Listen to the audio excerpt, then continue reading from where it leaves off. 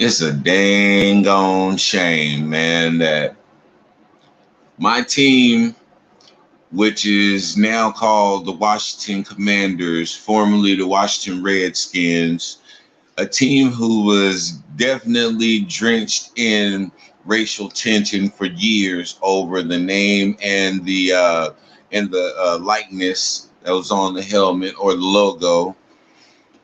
All of these things have been under scrutiny with this team for a long time, and for a long time they resisted to change the name and change the logo and all of these things. And you know, me as a fan, me as somebody from DC, and that's always been my hometown team. That's one thing that I've always had against my team. I used to have a Redskins background, and one of my Native American sisters brought to my attention how offensive that was, and I took it down because that's something that I always, thought about. But when I had it as my background, I wasn't thinking. I was just looking for something to use as a background. But no excuses. Bottom line is, my team has been shrouded in racial tension for a very long time. And so now we have Jack Del Rio who gonna come out of his mouth gaslighting the January 6th insurrection.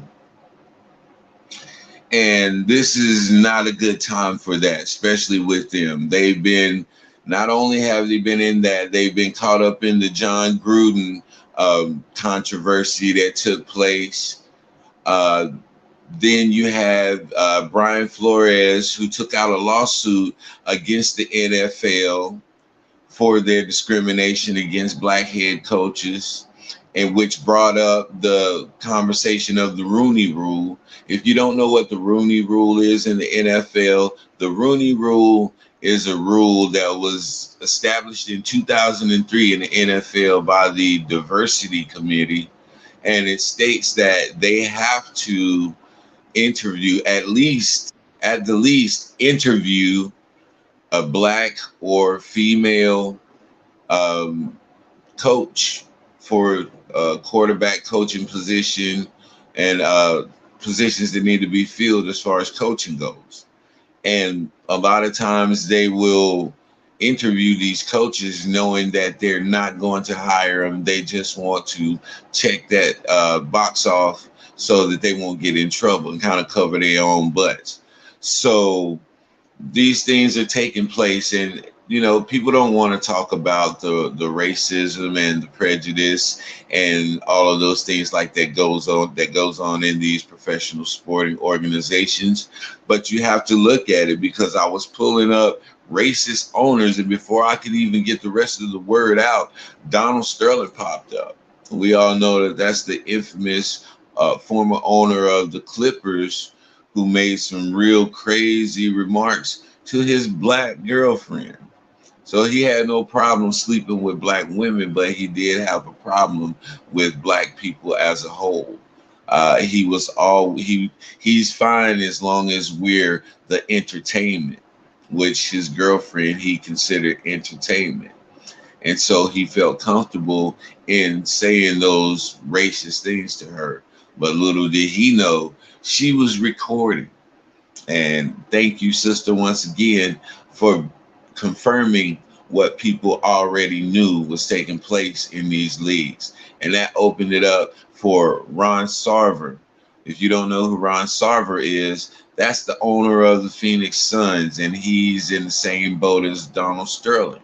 A lot of these people you got to look at it, they're older white males who have come from a background that only sees certain people as the help. And so no matter how many championships you bring to the team, no matter how greatly you're seen in the eye of the public, to these men, you're just entertainment. And a lot of times will place a we will place character on people who don't deserve that character, just based off of the fact of them having money and them dressing nice and having a nice persona in public. And we'll just go with that and be like, oh, that's a great guy. Say like Mark Cuban. Now, I'm not accusing Mark Cuban of anything or even saying that he's a bad guy. I'm just using him as an example because when you see Mark Cuban is the down to earth billionaire guy. You see him in jeans and t-shirt a lot. You know, he's know how to turn on the professionalism when he needs to, but for the most part, he's that go grab a beer type of guy. You know, that's why I use him as an example because when you see him, you know, you think, oh, well, that's a cool, down to earth, nice guy, but you don't realize what type of corporate America shark he is until you've seen him on Shark Tank. And so when we look at these owners, we look at all of these coaches and GMs that are very open about how they feel about what's taking place in this country, you're going to have to deal with it, you know, and that's just a sad fact. You know, Antonio Brown has alluded to it. So many other players have alluded to it in the NFL of the type of coaches that they have to deal with and um, the type of man, I always get a brain fart, but the type of prejudice that they have to deal with as well. You know, it's alive and well, and it's always going to be here because, like I said the other day in my other video, that you'll never be able to get rid of racism because you'll never be able to get rid of hate. You'll never be able to get rid of people with this mindset of selfishness because that's what it comes down to.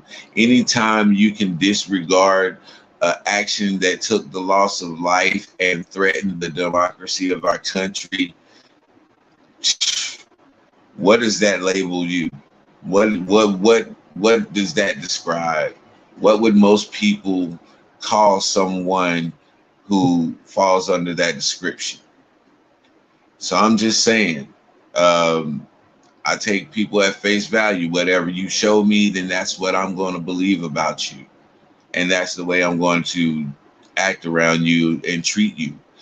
And a lot of these coaches, GMs, and owners are letting their true feelings be known. Now, I made a statement that, excuse me, I made the statement that the same way that they treated Colin Kaepernick, and when he decided to take a knee and voice his opinion, the same way that they uh, scrutinized the players who followed suit and took a knee, they need to scrutinize these owners, GMs, and coaches who do the same thing. Um, That's the only answer to this. If you're going to be like that, then you need to be like that across the board. If you're going to shut down and silence a player, you need to shut down and silence these owners and GMs and coaches as well. And if you can't silence them, then they need some type of reprimand for the things that come out of their mouth. Because just like the player, they're in a position of power and influence, and the things that they say can be very damaging and also can spark a lot of wrongdoing by people out here in the street with a fanatic mindset. So, yeah, man, I don't know. I don't know what the NFL or the NBA or the uh, MBA. I don't know what they're going to do, or the MLB, I should say. I don't know how they're going to handle this. They'll probably handle it like they've always handled things, by just sweeping it under the rug as soon as people start to pay attention to something else. That's generally how it goes. You know, we'll stay on something for a minute, then something else will happen, and our attention will be diverted in that direction, and nothing ever gets taken care of. So these players are going to have to use those unions that they fought for uh, to more effect. You see, I remember that Kyrie Irving was the president of the athletic union for the NBA, and you know, I don't know who that person is for the NFL, but y'all need to get on y'all job. I don't know what this what your unions are for if you're not going to utilize them to make sure that you have fair treatment in the workplace. People are always making the same they're making the same complaints against these owners. There's misogyny, there's racism, there's all types of unfair treatment in the workplace, and nobody's doing anything about it. But now that I think about it, no wonder my team has been garbage for over the last 2 decades. No wonder my team hasn't been anywhere close to the championship in over 20 something years, because of the tension that's built up in the front office. Whenever these players are not stupid. They know what's going on in the front office, because every locker room has that locker room lawyer who's going to always be discussing what should happen and what should take place and what's going on up in the front office. How they get that information, hey, they might have an inside scoop, but ultimately the people in the locker room know what's going on up in the front office as far as how staff feels about them and how what their stance is on race and things of that nature. They know if they have a racist owner. They know if they have a racist GM or a racist coach. They know if they have um, somebody who's not sufficient for their needs. And when you have poor staff and poor personnel like that, you're not going to have a winning team.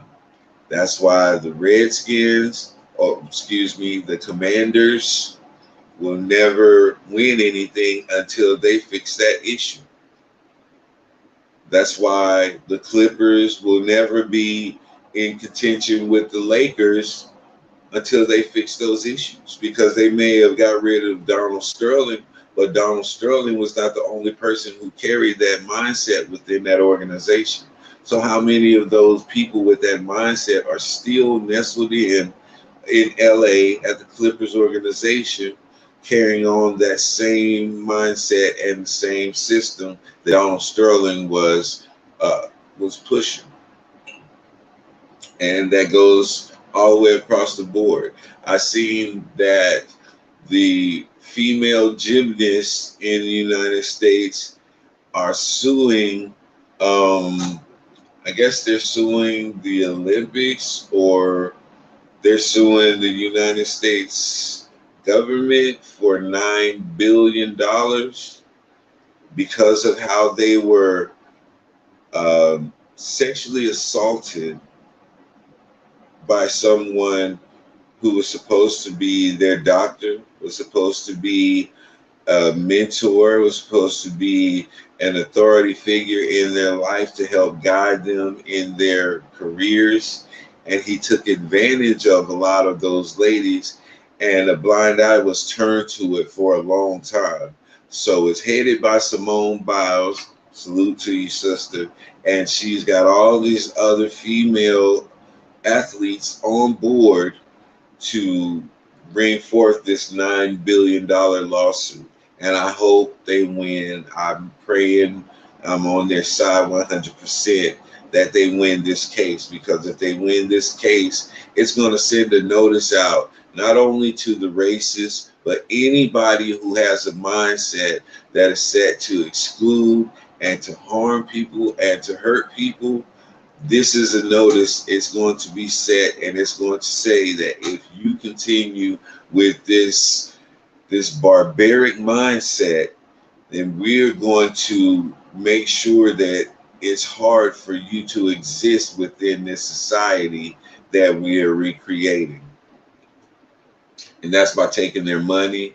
That's by taking their ownership of the team that they use for a status symbol.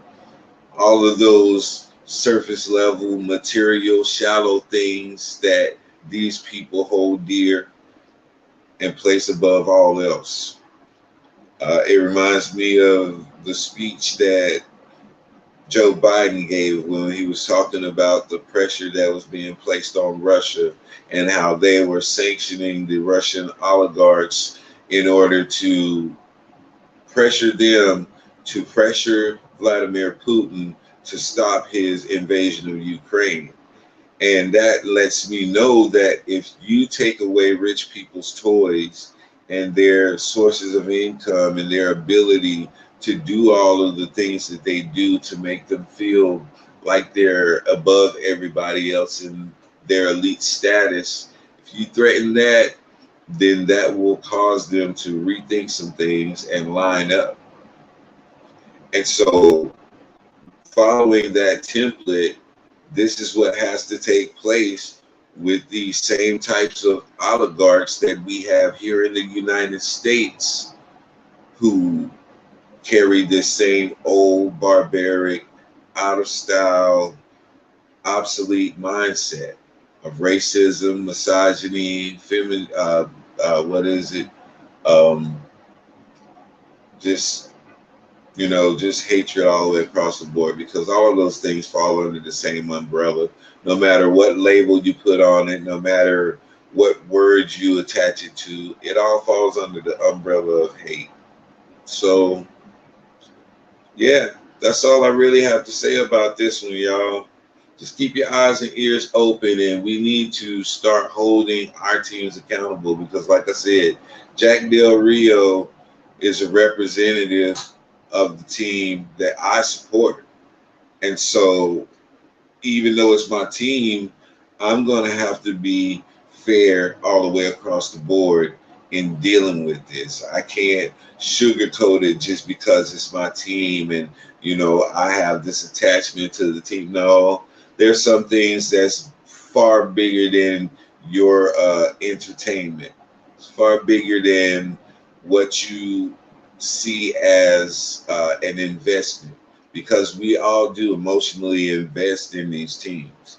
That's why people are so hyped at these games. That's why people get in fights. That's why people do all of these different things to disparage each other, because it's entertainment. We enjoy it. It gets us hyped. But at the same time, we can't lose our morals and compromise our values just for the sake of entertainment. So, yeah, keep your eyes and ears open, and anything else that comes out about this, and I'm gonna be one of the first to report it, because I'm fair. I'm fair all the way across the board. Commanders, this is not a good look for us, man. That's not a way to start off with your new logo and team name. You don't want that to be connected to what the Redskins have always been connected to. Let's change this narrative in Washington. Let's change this mindset in Washington. It's only going to do great things for everybody. What's good for the team is going to be good for the league, and that's going to be good for everybody. So, Commanders, take note. The owner of the Commanders, take note. And if you're not willing to address these things and deal with them, then maybe you should consider going the Donald Sterling route and selling the team to somebody who's more willing to be accepting of people, that so that we can evolve in this world. But this is your boy D-Mac, man. This is all I really wanted to say. This is what I wanted to put on the mind of the people this morning. So as y'all go en route to work, and if you're already at work, have a blessed day. Go and be great. Let somebody else see your light that shines, because it's definitely something that's needed in today's society. So, you know what I say. Sticks and stones can break your bones, but the word can always heal you. I'm out.